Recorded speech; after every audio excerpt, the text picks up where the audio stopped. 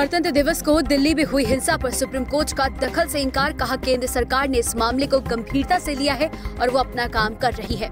किसान आंदोलन के समर्थन में विदेशों से टिप्पणियों पर विदेश मंत्रालय सख्त, कहा किसान आंदोलन पर विदेश का दखल बर्दाश्त नहीं, संसद ने पूर्ण चर्चा के बाद पारित किया कानून। किसानों के आंदोलन के समर्थन में हरियाणा के जींद में हुई महापंचायत में किसान नेता राकेश टिकैत भी हुए शामिल। महापंचायत में तीनों कृषि कानूनों को वापस लेने की गई मांग। 26 जनवरी के दिन हुई हिंसा और उसके बाद राकेश टिकैत के भावुक होने के बाद जो ये किसान आंदोलन की पूरी फिजा है वो बदली हुई नजर आ रही है।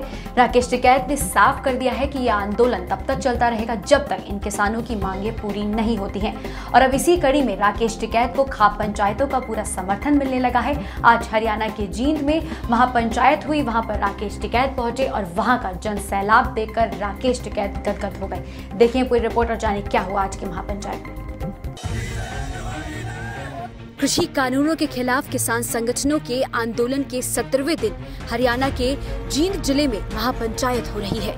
यहाँ महापंचायत जींद के कंडरेला गांव में हो रही है, जिसमें सैकड़ों गांवों के किसान जुटे हैं। काफी संख्या में इस महापंचायत में महिलाएं भी शामिल हैं। इस महापंचायत में भीड़ इतनी है कि महापंचायत का मंच ही धड़ाम से टूट गया।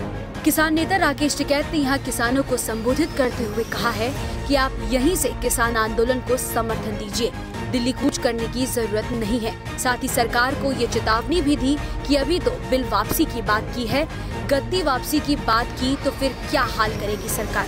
राकेश टिकैत ने ये कहा कि सरकार के पास अक्टूबर तक का समय है। इस महापंचायत में हरियाणा के करीब 50 खापों के प्रतिनिधि भी महापंचायत में शामिल हैं। इस महापंचायत में किसान आंदोलन की आगे की रणनीति बनाई जा रही है। किसानों की इस महापंचायत के जरिए किसान आंदोलन को धार देने की कोशिश की जा रही है।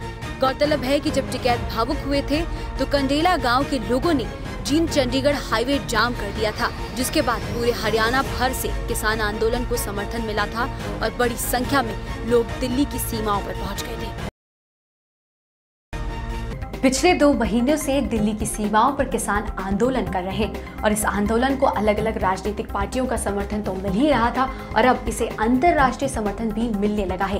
कई विदेशी चर्चित हस्तियों ने ट्वीट करके किसानों को अपना समर्थन दिया है, जिस पर विदेश मंत्रालय ने अब सख्त रुख अपनाया है और एक स्टेटमेंट जारी करके कहा है कि भारत सरकार ने ये जो कृषि कानून पास किए हैं ये पूर्ण चर्चा के बाद और बहस करने के बाद ही पास किए हैं, तो इस पर किसी भी तरह की टिप्पणियां करना ना तो उचित होगा और सोशल मीडिया पर सनसनीखेज टिप्पणियां करना बिल्कुल भी रिस्पॉन्सिबल रवैया नहीं है। देखिए पूरी रिपोर्ट और जानिए क्या है पूरा मामला। पिछले 2 महीनों से ज्यादा समय से बॉर्डरों पर किसानों का प्रदर्शन जारी है। देश में किसानों के समर्थन में लगातार राजनीतिक दल सामने आते रहे हैं, तो वहीं अब विदेशों से भी इस आंदोलन को समर्थन मिलने लगा है।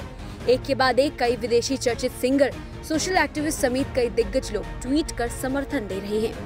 विदेश मंत्रालय ने विदेशी टिप्पणियों पर साफ किया है कि भारतीय संसद ने पूर्ण चर्चा एवं बहस के बाद सुधारवादी कृषि कानून पारित किया है।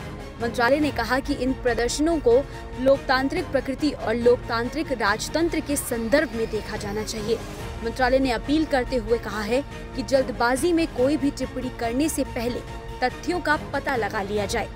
मंत्रालय ने कहा है कि खासकर मशहूर हस्तियों के बीच सनसनीखेज सोशल मीडिया हैशटैग टिप्पणियों का लोभ ना तो उचित है और ना ही ये जिम्मेदाराना रवैया है। दरअसल किसान आंदोलन को समर्थन देने के लिए अमेरिकी पॉप सिंगर रिहाना और एक्टिविस्ट ग्रेटा थनबर्ग ने ट्वीट किया। उसके बाद अब अमेरिकी उपराष्ट्रपति कमला हैरिस की भतीजी ने भी कृषि कानूनों के खिलाफ आंदोलनरत किसानों को अपना समर्थन दिया है। मीना हैरिस ने ट्विटर पर लिखा, यह कोई संयोग नहीं है कि दुनिया के सबसे पुराने लोकतंत्र पर 1 महीने पहले हमला नहीं किया गया था और अब सबसे अधिक आबादी वाले लोकतंत्र पर हमला हुआ है। ये एक दूसरे से जुड़े हुए हैं। हम सभी को भारत में इंटरनेट शटडाउन और किसान प्रदर्शनकारियों के खिलाफ पुलिस हिंसा पर गुस्सा आना चाहिए।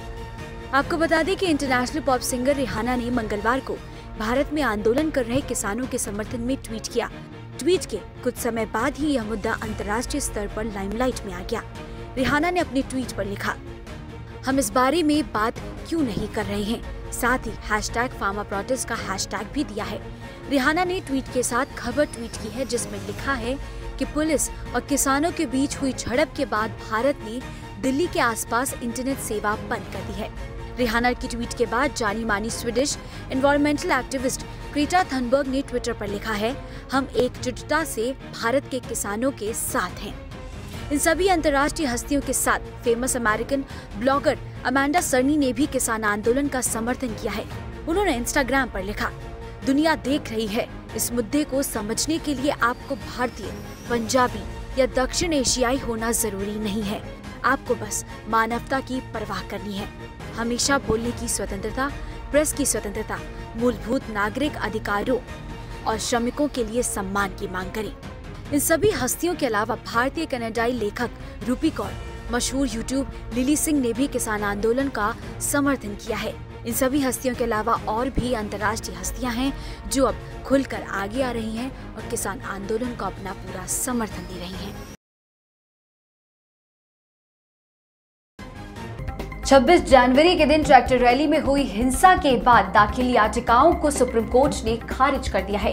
सीजेआई एस.ए. बोबड़े की अगुवाई वाली पीठ में बुधवार को सुप्रीम कोर्ट में सुनवाई हुई, अलग अलग याचिकाओं पर सुनवाई हुई और अदालत ने साफ तौर पे कह दिया है कि केंद्र सरकार ने इस मामले को गंभीरता से लिया है और सरकार अपना काम कर रही है। देखिए पूरी रिपोर्ट और जाने क्या कहा सर्वोच्च अदालत ने।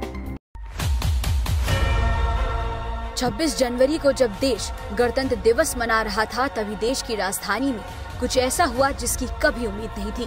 किसानों के उग्र आंदोलन ने ऐसा मोड़ ले लिया कि जिसने भी वो तस्वीरें देखी वो हैरत में पड़ गया। दरअसल लाल किले पर किसानों ने जो तांडव मचाया, सामानों को तोड़ दिया, गाड़ियां क्षतिग्रस्त कर दी, जिसके बाद किसान आंदोलन पर कई तरह के आरोप लगने लगे। वहीं ये मामला सर्वोच्च अदालत सुप्रीम कोर्ट में पहुंचा तो सुप्रीम कोर्ट ने गणतंत्र दिवस हिंसा की जांच में दखल देने से इनकार कर दिया है। बुधवार को हुई सुनवाई के दौरान सर्वोच्च अदालत की ओर से कहा गया है कि इस मामले में सरकार की ओर से जांच की जा रही है, ऐसे में वो इसमें दखल नहीं देना चाहते हैं। बुधवार को चीफ जस्टिस की ओर से कहा गया है कि हमें उम्मीद है कि सरकार इस मामले में सुनवाई कर रही है। हमने प्रधानमंत्री का बयान भी पढ़ा है जिसमें उन्होंने कहा है कि कानून अपना काम कर रहा है, ऐसे में हम इस मामले में दखल नहीं देना चाहते हैं। वहीं सुप्रीम कोर्ट ने याचिकाकर्ता को कहा कि आप सरकार के सामने ही अपनी अपील रखें। याचिकाकर्ता की ओर से जब निष्पक्ष जांच की अपील की गई तो अदालत ने कहा कि आप जांच होने दें। गौरतलब है कि गणतंत्र दिवस के दिन किसानों द्वारा ट्रैक्टर परेड निकाली गई थी, जिसमें दिल्ली के अलग अलग इलाकों में हिंसा हुई थी। इसी दौरान लाल किले में हिंसा हुई, झंडा फहराया गया। इस मामले में दिल्ली पुलिस की जांच जारी है, कई लोगों को गिरफ्तार किया गया है और केस दर्ज किया गया है। भारतीय किसान यूनियन के राष्ट्रीय प्रवक्ता राकेश टिकैत ने ऐलान किया है कि 6 फरवरी को जो पूरे देश भर में चक्का जाम होने वाला है उसका असर दिल्ली एनसीआर में नहीं दिखेगा, क्योंकि जब किसानों को दिल्ली में ही एंट्री नहीं करनी है तो दिल्ली आने की क्या जरूरत है। जो किसान जिस भी जगह पर हैं वो वहीं से किसान आंदोलन को अपना समर्थन दे, दिल्ली आने की कोई जरूरत नहीं है। देखिए पूरी रिपोर्ट और जाने क्या कहा राकेश टिकैत ने। कृषि कानूनों के विरोध में सिंघू बॉर्डर पर चल रहे धरना प्रदर्शन को बुधवार को 70वां दिन हो गया है। इसी बीच 6 फरवरी को देश भर में होने वाले चक्का जाम को लेकर भारतीय किसान यूनियन के राष्ट्रीय प्रवक्ता ने मीडिया के सामने कहा कि किसान दिल्ली एनसीआर में चक्का जाम नहीं करेंगे। 6 फरवरी के चक्के जाम को लेकर राकेश टिकैत ने प्रेस को बताया कि दिल्ली एनसीआर के पास ऐसा कुछ भी नहीं होगा। उन्होंने कहा कि किसान अपनी अपनी जगहों पर सड़क बंद करेंगे और प्रशासन को ज्ञापन भी देंगे, यानी कि हरियाणा, यूपी समेत देश भर के किसान जहां हैं वो वहीं पर रहकर अपनी अपनी जगहों पर इस विरोध में शामिल हैं। इसके अलावा आपको ये भी बता दें कि बुधवार को हरियाणा में होने वाली महापंचायत में करीब 50 खापों के प्रतिनिधि शामिल हो रहे हैं। इस महापंचायत में किसान आंदोलन की आगे की रणनीति बनाई जाएगी। 3 दिवसीय एरो इंडिया प्रोग्राम की शुरुआत बुधवार को बेंगलुरु में हो गई और इस आयोजन में आत्मनिर्भर भारत की झलक दिखाई देगी और मेक इन इंडिया पर जोर दिया जाएगा। रक्षा मंत्री राजनाथ सिंह ने इस कार्यक्रम का उद्घाटन किया है और ये कार्यक्रम 5 फरवरी तक होगा और इस कार्यक्रम के दौरान भारतीय वायुसेना की ताकत को देखने को मिलेगा। बेंगलुरु के येलाहंका एयरफोर्स स्टेशन में आज से 13वां एरो इंडिया शो शुरू हो गया है। 5 फरवरी तक चलने वाले एशिया के इस सबसे बड़े एरो शो में आत्मनिर्भर फॉर्मेशन से शुरुआत हुई। इस फॉर्मेशन में भारत अपने उन विमानों की नुमाइश कर रहा है जो स्वदेशी तकनीक से बनकर तैयार हुए हैं। एरो इंडिया में सबकी नजर राफेल पर टिकी होगी, तो वहीं देसी लड़ाकू विमान तेजस भी नजर आया। रूस की मदद से भारत में ही तैयार किए जा रहे सुखोई लड़ाकू विमान भी आसमान में गरजते दिखाई पड़े। एरो इंडिया में सारंग हेलीकॉप्टर और सूर्य किरण प्लेन को हवाई करतब करते देखना रोमांचकारी अनुभव रहा।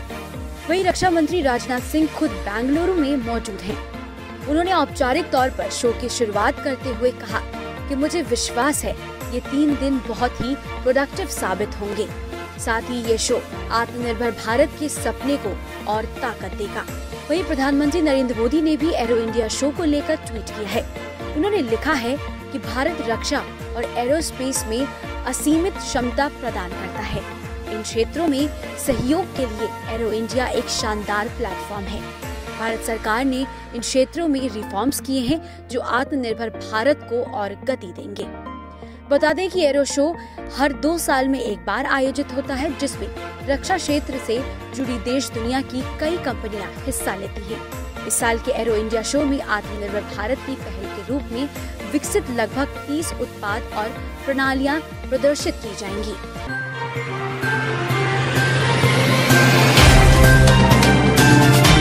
Subscribe now and press the bell icon. Never miss an update.